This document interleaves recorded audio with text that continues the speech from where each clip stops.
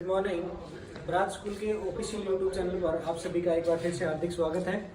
आज हम जो पॉलिटिकल साइंस की हमारी जो क्लासेस चल रही है, आज की क्लास हमारी उनकी पहले वाली क्लासों से आगे की क्लास रहेगी। ठीक है जी। तो हम पढ़ रहे थे शीत युद्ध के बारे में। तो आगे की हमारी जो क्लास होगी उसके बाद कि हमने शीत युद्ध पढ़ लिया, किस प्रकार हुआ था, किस प्रकार कौन कौन से देशों के बीच में उसकी चली थी। तो उसके बाद आगे जो हम पढ़ेंगे गुटनिरपेक्षता हमने पढ़ी थी। उसके बाद शीत युद्ध और भारत, यानी शीत युद्ध का और भारत का, यानी शीत युद्ध में भारत का, शीत युद्ध में भारत कहां तक, ठीक है, यानी शीत युद्ध में भारत की भूमिका क्या, ठीक है, शीत युद्ध में भारत। तो शीत युद्ध में भारत ने काफी सजग भूमिका निभाई, ठीक है, क्योंकि बहुत से नव स्वतंत्र देश से अलग अलग उस समय बहुत सारे देश आजाद हुए थे जब भारत आजाद हुआ था 1945 के बाद। यानी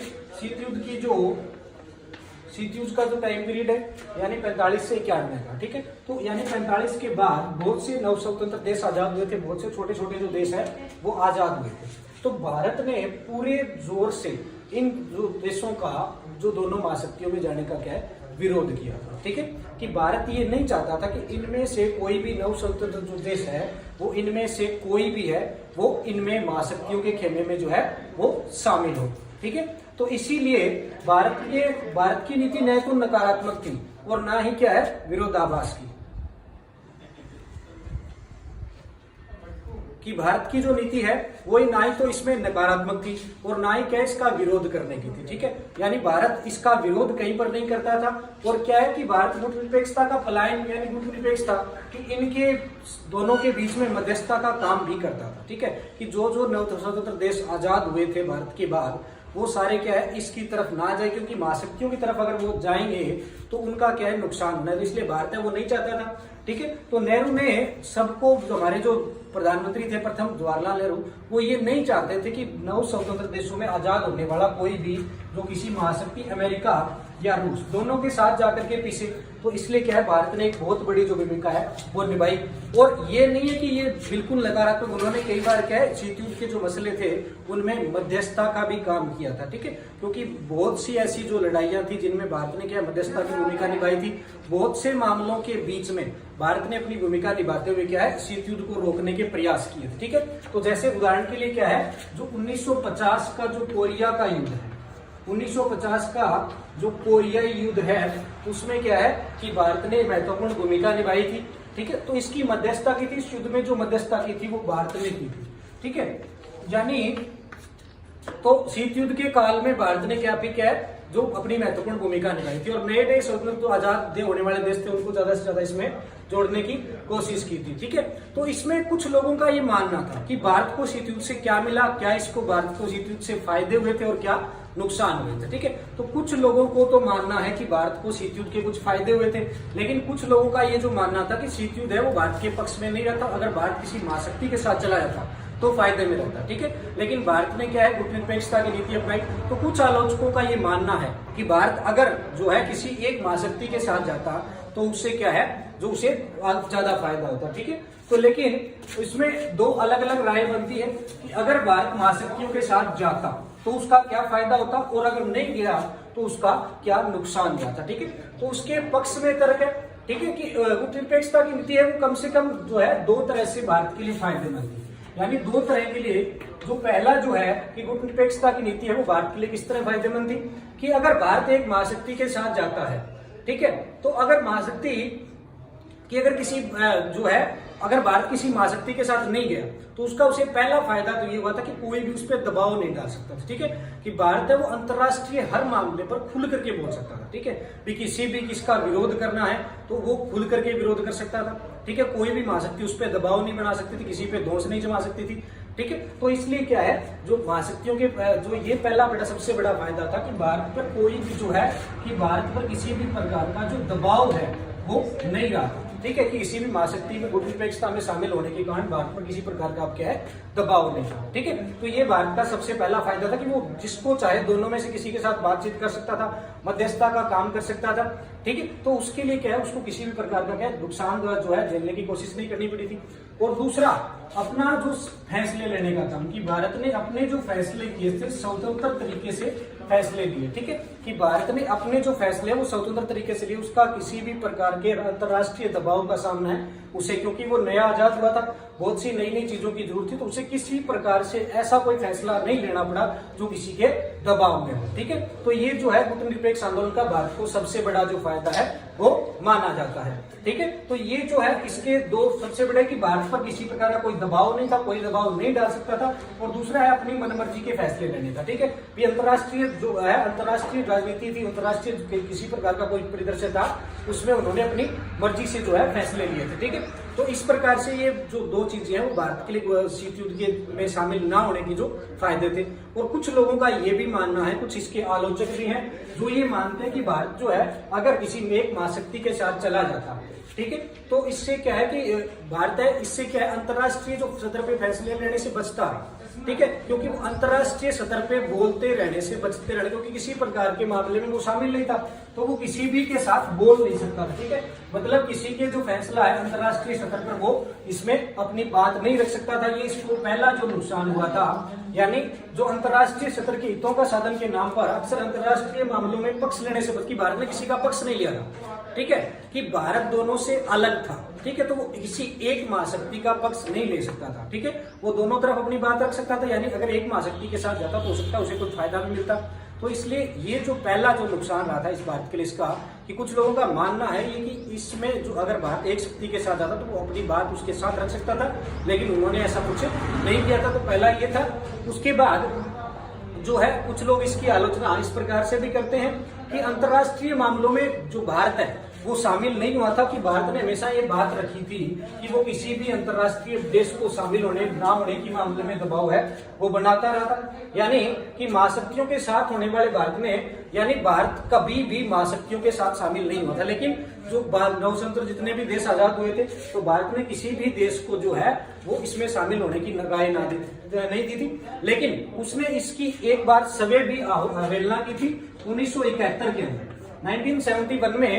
1971 में जो है सोवियत संघ के साथ भारत ने एक संधि प्रस्ताव जो है एक मित्रता की संधि की थी। ठीक है, तो भारत ने इसको ये जो मित्रता की संधि हुई थी सोवियत संघ ने भारत के साथ की थी 1971 के अंदर। ठीक है, तो ये अंतर्राष्ट्रीय परिदृश्य में अंतर्राष्ट्रीय कुछ वक्ताओं ने इसको ये माना कि भारत है वो सोवियत संघ के खेमे में शामिल हो चुका था, लेकिन तो भारत ने इसको इस बात को पूरी तरह से खारिज कर दिया कि हमारी जो सिर्फ जो संधि है वो अंतर्राष्ट्रीय संबंधों के लिए है, ना कि किसी भी गुट में शामिल होने के लिए। ठीक है, तो इसके लिए भारत है, लेकिन बाद में भारत ने ये बात भी स्पष्ट कर दी थी, क्योंकि 1971 में जब बांग्लादेश संकट यानी बांग्लादेश संकट था, भारत में जब बांग्लादेश बना था उस समय भारत को सैन्य शक्ति की और राजनीतिक शक्ति की जरूरत थी।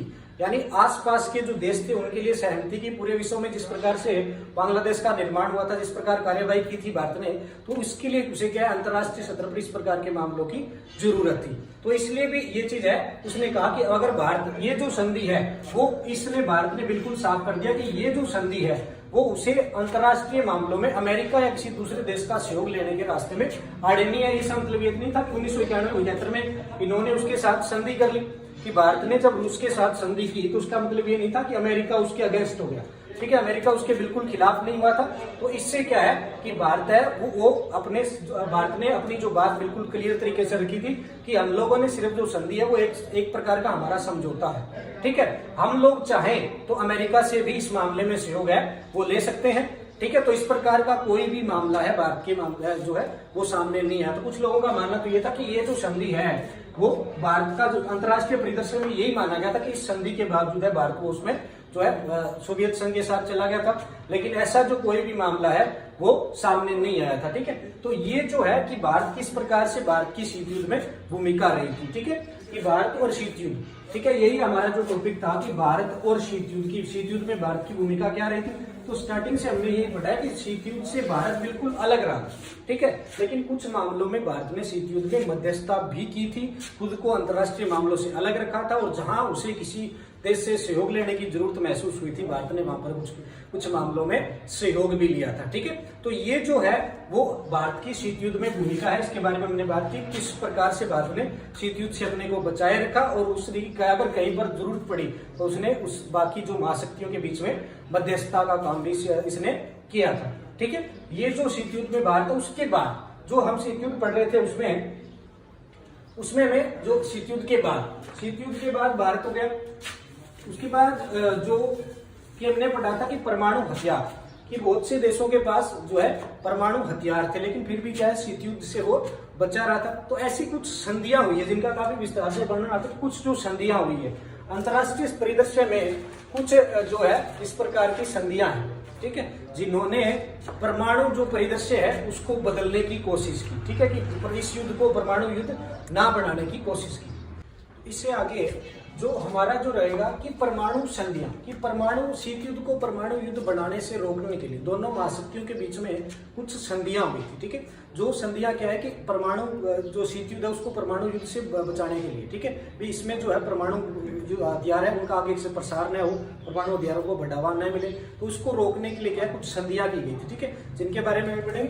कि सबसे पहले जो सीमित परमाणु परीक्षण संधि है, LTBT भी कहा जाता है, जिसे लिमिटेड टेस्ट बैन ट्रीटी, ठीक है, लिमिटेड टेस्ट बैन ट्रीटी यानी सीमित परमाणु परीक्षण जो है संधि, ठीक है। और एक दूसरी है परमाणु अप्रसार संधि, NPT जो है कि न्यूक्लियर नॉन प्रोलिफरेशन टेस्ट, ठीक है। उसके बाद है सामरिक अस्त्र परिसीमन वार्ता SALT जो है, उसके बाद है सामरिक अस्त्र न्यूनीकरण संधि START, ठीक है, ये SALT है, इसको START भी बोला जाता है, ठीक है। तो उसमें क्या है जो है अलग अलग संधियां हुई थी। ये स्ट्रेटेजिक आर्म लिमिटेशन जो है, स्ट्रेटेजिक आर्म लिमिटेशन ट्रीटी, ठीक है। तो ये जो संधियां हुई थी, इन संधियों के माध्यम से जो महाशक्तियां हैं उन्होंने क्या है कि परमाणु हथियारों के प्रसार को रोकने, उनका प्रयोग को रोकने की कुछ जो है कोशिश की थी, ठीक है। तो सबसे पहले इसमें जो रहेगी कि सीमित परमाणु प्रशिक्षण संधि LBT, यानी किसी भी प्रकार से परमाणु हथियारों पर रोक लगाने के लिए ये जो दोनों महाशक्तियां हैं उनके बीच में जो है ये संधि हुई थी, ठीक है। ये प्रभावी रूप से कब लागू हुई थी भाई? ये हुई थी 5 अगस्त 1963 को, ठीक है। 5 अगस्त 1963 को ये जो संधि है वो जो है इसका ब्यौरा रखा गया था, ठीक है। कौन कौन से देशों के बीच में हुई थी, ठीक है, अमेरिका, ब्रिटेन, फ्रांस और जो है सोवियत संघ।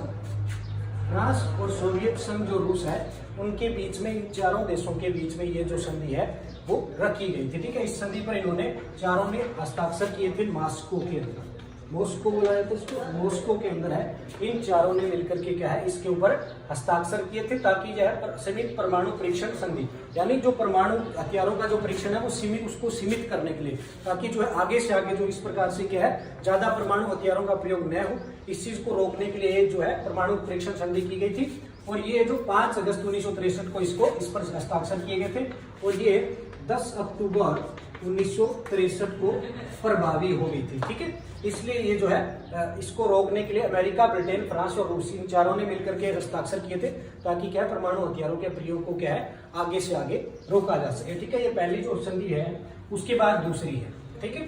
दूसरी जो है परमाणु अप्रसार संधि। दूसरी जो संधि है परमाणु अप्रसार संधि, परमाणु अप्रसार संधि, जिसको NPT भी बोला जाता है, ठीक है। न्यूक्लियर नॉन प्रोलिफरेशन टेस्ट यानी ट्रीटी, न्यूक्लियर नॉन प्रोलिफरेशन जो ट्रीटी, यानी इसके परमाणु अप्रसार यानी परमाणु का क्या है प्रसार में हो, आगे बढ़ावा जो है इसको ना दिया जाए, ठीक है। और ये जो है इसमें क्या बात रखी गई थी, ये जो है क्योंकि ये जो संधियां है महाशक्तियों के बीच में थी, और उस समय का जो काल था उसमें जो परमाणु हथियार थे सिर्फ जो महाशक्तियां थी उनके पास थे। तो उन्होंने ये कोशिश की कि ये जो परमाणु हथियार है वो जिन देशों के पास, यानी परमाणु शक्ति संपन्न देश, परमाणु शक्ति संपन्न देश की जिन देशों के पास परमाणु हथियार उपलब्ध है, ठीक है, जैसे अमेरिका है, ब्रिटेन है, फ्रांस है, चाइना है, तो इनके पास जो परमाणु हथियार उपलब्ध थे, जिनके पास है उनके पास रहे, लेकिन कोई नया देश इसको हासिल ना करे, ठीक है। यानी किसी भी नए देश के ऊपर परमाणु हथियार जो है, परमाणु हथियारों का परीक्षण करने पर जो है बैन लगा दिया गया था इस संधि के माध्यम से, ठीक है। तो ये जो है 1 जुलाई 1967 को, 1 जुलाई 1961 इस पर हस्ताक्षर किए गए थे, ठीक है। इसमें अमेरिका, ब्रिटेन है, फ्रांस है, चीन है, यानी जो देश शक्ति संपन्न थे, यानी परमाणु शक्ति संपन्न देशों में किसे रखा जाता है? अमेरिका, जिसके पास जो है परमाणु हथियार थे पहले से, चीन है, ब्रिटेन है, फ्रांस है, सोवियत संघ रूस है, ठीक है। यानी इन देशों के पास परमाणु हथियार है, ये अपने रखे, लेकिन कोई नया देश इस चीज को हासिल ना कर पाए, इस चीज को रोकने के लिए इन्होंने परमाणु वेपन की जिनके पास है उनके पास रहे, बाकी जो नया कोई देश है वो इसको हासिल ना कर पाए, इस चीज को रोकने के लिए क्या इन्होंने जो परमाणु वेपन संधि है जो की थी इसको। और ये जो है इस पर 1 जुलाई 1967 को क्या ये संधि लागू हुई थी और साइन किए गए थे इस पे, और 5 मार्च 1970 को ये प्रभावी हो गई थी, यानी उसको लागू कर दिया गया था 5 मार्च 1970 को। 1 जुलाई 1967 को इस पर इन्होंने मिलकर के हस्ताक्षर किए थे और उसके बाद 5 मार्च 1967 को क्या है ये जो है लागू हो गई थी, ठीक है। और इसके लिए क्या है उसके बाद 1970 से इसे लागू किया गया था और उसके बाद इसे 1995 में अनिश्चितकालीन के लिए अनिश्चितकालीन बढ़ा दिया गया था कि अनिश्चितकालीन निश्चितकालीन, यानी कि इसका कोई टाइम नहीं कि जब तक जरूरत पड़ेगी तब तक ये चलती रहेगी, आगे कभी अगर इसको रोकने की कोशिश महसूस हुई तो इसे रोक दिया जाएगा 1995 में। यानी 1 जुलाई 1967 को इन देशों ने मिलकर के इस पे साइन किए, सबने ये कोशिश की कि किसी नए देश को जो है परमाणु जो हथियार हासिल न हो। उसके बाद इसलिए 5 मार्च 1967 को उन्होंने इसमें साइन किए और 5 मार्च 1970 को ये प्रभावी हो गई थी, लागू हो गई थी और 1995 को एक बार इस पर दोबारा इसे आगे बढ़ा दिया गया था अनिश्चितकालीन के लिए, यानी किसी लंबे समय के लिए जब भी आगे जरूरत पड़ेगी इसमें सुधार की तो इसका जो सुधार है वो कर लिया जाएगा, ठीक है भाई। उसके बाद तीसरी जो संधि है, ठीक है, परमाणु अप्रसार एनपीटी। उसके बाद तीसरी जो है सामरिक अस्त्र परिसीमन वार्ता, ये हिंदी में कहते हैं इसको सामरिक अस्त्र परिसीमन वार्ता, ठीक है, इसको साल्ट भी कहा जाता है, स्ट्रेटेजिक आर्म्स लिमिटेशन ट्रीटी, ठीक है, स्ट्रेटेजिक आर्म्स लिमिटेशन ट्रीटी यानी सामरिक अस्त्र परिसीमन वार्ता, ठीक है। तो इसमें क्या है, इसको ट्रीटी इसको वार्ता कहते हैं, तो इसको टोक टीका टोक भी बनता है, ठीक है, वार्ता है तो इसको टोक भी कहा जाता है, ठीक है। तो इसके 2 चरण हैं, 2 फेज में शुरू हुई थी, इसके जो 2 चरण हैं, ठीक है। तो पहला चरण है इसका नवंबर 1969 में ये दोनों महाशक्तियों के बीच में हुई थी, ठीक है, अमेरिका और रूस, अमेरिका और रूस में, ठीक है। तो रूस के जो नेता थे इसमें पहले चरण में रूस के जो नेता थे लियोनिड ब्रेजनेव, ये जो है सोवियत संघ रूस के नेता थे और उसमें जो है अमेरिकी राष्ट्रपति, अमेरिका के जो राष्ट्रपति थे कौन थे, अमेरिका के जो राष्ट्रपति हैं रिचर्ड निक्सन।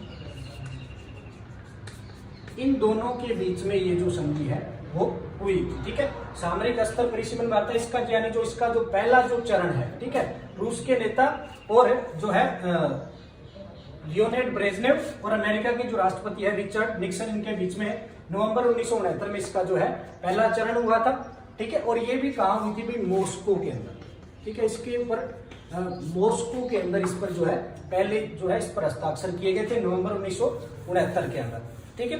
ये इसका पहला चरण था, ठीक है, पहले जो इसकी हुई थी। और इसका दूसरा चरण, 2 चरण है इसके, दोबारा फिर हुआ था इसका जो सेकंड चरण है, ठीक है, इसका जो सेकंड चरण है और ये प्रभावी हुई थी भाई अक्टूबर 1972 के अंदर, ठीक है। ये अक्टूबर 1972 के अंदर जो है, ये जो 69 वाली है ये अक्टूबर 1972 के अंदर जो है प्रभावी रूप से लागू हो गई थी, ठीक है। उसके बाद है इसका दूसरा जो चरण है, इसके दूसरे चरण में अमेरिकी राष्ट्रपति है जिमी कार्टर। इसमें अमेरिकी राष्ट्रपति कौन थे, जो अमेरिकी राष्ट्रपति जिमी कार्टर और जो रूस के जो नेता है, ठीक है, रूस के नेता है गोर्बाचेव, मिखाइल गोर्बाचेव, ठीक है, इनके बीच में हुई थी। और इसका जो चरण आरंभ हुआ था नवंबर 1972 के अंदर। दूसरा जो चरण, यानी इस जो संधि है इसके साल्ट बोलते हैं इसको, इसके जो 2 चरण हुए थे। पहले चरण में इसकी जो बैठक हुई नवंबर 1969 में, और 1972 के अंदर ये जो है प्रभावी हो गई थी, इस पर साइन किए थे इन्होंने। तो इसमें कौन था, अमेरिका और जो है सोवियत संघ रूस। तो अमेरिका की तरफ से जो सोवियत संघ के जो नेता थे लियोनिड ब्रेजनेव, और अमेरिका के जो राष्ट्रपति है रिचर्ड निक्सन इसमें शामिल थे। और इसका जो दूसरा चरण है, ठीक है, इसमें अमेरिकी राष्ट्रपति जिमी कार्टर और रूस के जो नेता है मिखाइल गोर्बाचेव इसमें शामिल थे। और नवंबर 1972 में जो इसका है दूसरा जो चरण है वो लागू हुआ था, ठीक है। और ये जो है इस प्रकार ये 2 चरण में अलग अलग जो दोनों संधियां हैं वो चली थी, ठीक है। एक बार थोड़ा सा कि सामरिक स्तर परिसीमन वार्ता या salt, strategic arms limitation talks या टॉक या ट्रीटी। तो इसका जो पहला जो चरण है, इसकी पहली जो बैठक हुई थी वो नवंबर 1969 में अमेरिका और जो है सोवियत संघ रूस के बीच में। तो सोवियत संघ के लियोनिड ब्रेजनेव और अमेरिकी राष्ट्रपति रिचर्ड निक्सन के बीच में हुई थी। उसके बाद 1972 में ये प्रभावी, अक्टूबर 1972 में ये जो प्रभावी हुई थी। और इसका जो दूसरा जो चरण है नवंबर 1972 के अंदर, ठीक है। और 1972 में जो जिमी कार्टर अमेरिका के राष्ट्रपति थे और मिखाइल गोर्बाचेव है वो रूस के नेता थे, इन दोनों के बीच में जो ये संधि है वो प्रभावी रूप से लागू हुई थी, ठीक है। उसके बाद एक जो अंतिम है, चौथा जो चरण है इसका, एक जो संधि और है, इसमें सामरिक स्तर न्यूनीकरण संधि, सामरिक स्तर न्यूनीकरण संधि, ठीक है। इसमें सामरिक स्तर न्यूनीकरण संधि है वो, इसमें इसको स्टार्ट भी बोला जाता है, इसको स्टार्ट भी बोला जाता है, ठीक है। और ये क्या है, घातक हथियारों का प्रयोग कम करने और उनकी संख्या को रोकने के लिए बनाई गई थी, ठीक है। इसको स्टार्ट भी स्ट्रेटेजिक आर्म रिवोल्यूशन जो है ट्रीटी, यानी जो सारा जो हथियार है उनको कम करने के, न्यूनीकरण यानी उनको कम करने के लिए, ठीक है, उनको न्यून करने के लिए, जितने भी परमाणु हथियार है घातक है उनको रोकने के लिए क्या है जो है स्ट्रेटेजिक आर्म रिडक्शन जो है ट्रीटी, यानी ये जो हथियार है इनको कम ज्यादा जितना भी घातक, क्योंकि परमाणु हथियार बहुत घातक होता है, तो इसको कम करने के लिए ये जो है वो की गई थी। ये भी 2 चरणों में हुई थी, ठीक है। इसके भी 2 चरण है, इसके 2 फेज है अलग अलग। जो पहला जो इसका जो चरण स्टार्ट होता है, इसके पहले जो चरण में जो है अमेरिका के जो राष्ट्रपति हैं जॉर्ज बुश है अमेरिका के राष्ट्रपति। ये अमेरिका और सोवियत संघ के बीच में हुई थी। और उसमें सोवियत संघ के जो नेता थे, इसमें सोवियत संघ की तरफ से जो है सोवियत संघ के जो है गोर्बाचेव पहले भी थे और इसमें भी है, ठीक है। ये जॉर्ज बुश और जो है गोर्बाचेव उनके बीच में हुई थी। ये हुई थी 31 जुलाई 1991 को, ठीक है। 31 जुलाई 1991 को इसका जो पहला जो चरण है वो हुआ था, यानी स्टार्ट जो संधि हुई थी वो किसमें, अमेरिका और सोवियत संघ रूस के बीच में। जॉर्ज बुश है अमेरिका के जो प्रेसिडेंट थे और सोवियत संघ के जो नेता थे गोर्बाचेव, इन दोनों के बीच में 31 जुलाई 1991 को इसका पहला जो चरण हुआ था। उसके बाद इसका जो सेकंड चरण है, दूसरा जो चरण है वो किसके, अमेरिका के जो राष्ट्रपति थे जॉर्ज बुश भी थे, अमेरिका की तरफ से जॉर्ज बुश ही थे इसके जो सेकंड फेज के अंदर। और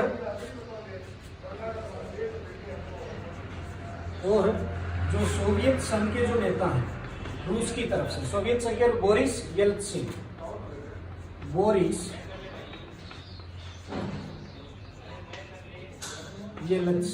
ये जो है इसकी तरफ से हुए थे। और इसमें 3 जनवरी 1991 को इसका जो है इस पर हस्ताक्षर किए गए थे। 3 जनवरी 1991 को इस पर जो है हस्ताक्षर किए गए थे और ये जो संधि है वो लागू हुई थी। यानी इसके 2 चरण हुए थे, सामरिक स्तर न्यूनीकरण संधि स्टार्ट, और इसका पहला जो चरण है जॉर्ज बुश अमेरिका के प्रधानमंत्री थे और सोवियत संघ के जो नेता थे गोर्बाचेव, दोनों के बीच में 31 जुलाई 1991 को जो ये जो संधि है वो रखी गई थी दोनों के बीच में। इस पर 31 जुलाई 1991 को क्या ये प्रभावी रूप से लागू हो गई थी। और इसका जो सेकंड चरण है उसमें जॉर्ज बुश अमेरिका के राष्ट्रपति थे और रूस के जो है मिखाइल गोर्बाचेव, और उसके बाद दूसरा जो इसका जो चरण है इसमें जॉर्ज बुश अमेरिका की तरफ से और उसके बोरिस येल्त्सिन है 31 1 जनवरी 1992 को, ठीक है। 1 जनवरी अभी ये 1 जनवरी 1992 को, 91 को, ठीक है। ये इसका पहला चरण है, ये इसका दूसरा चरण है, ठीक है। तो ये जो है अब तक की संधियां है, 4 संधि अब इसमें काफी महत्वपूर्ण है। इसका जो पहला जो भाग है कि चारों जो संधियां हैं कि किस प्रकार से परमाणु हथियारों को रोकने के लिए, इसका प्रचार प्रसार करने के लिए जो है वो इसका, यानी ताकि परमाणु हथियारों की जो है विश्व इससे बचा रहे, और इसको रोकने के लिए क्या है, परमाणु हथियारों का प्रयोग है वो कम किया गया। ये भाई अपने शीत युद्ध के बारे में पढ़ा है, कौन कौन सी संधियां हुई थी, किस प्रकार शीत युद्ध का जो कालक्रम चला था, ठीक है। ये जो आपके पहले जो लेसन में 3 लेक्चर में हमारे बीच में लगभग जो बड़ी बड़ी बातें इस लेसन इसमें आ चुकी है, ठीक है। इसका जो क्वेश्चन है, इसके जो नोट्स वगैरह है वो आपको स्कूल लगने के बाद उपलब्ध होंगे, ठीक है। तो एक बार इसको थोड़ा सा पढ़ने की कोशिश करें, ठीक है। बाकी अगर कोई दिक्कत हो तो कमेंट में करके बता सकते हैं। बाकी चैनल को सब्सक्राइब करें और ज्यादा से ज्यादा जुड़ते रहें। धन्यवाद।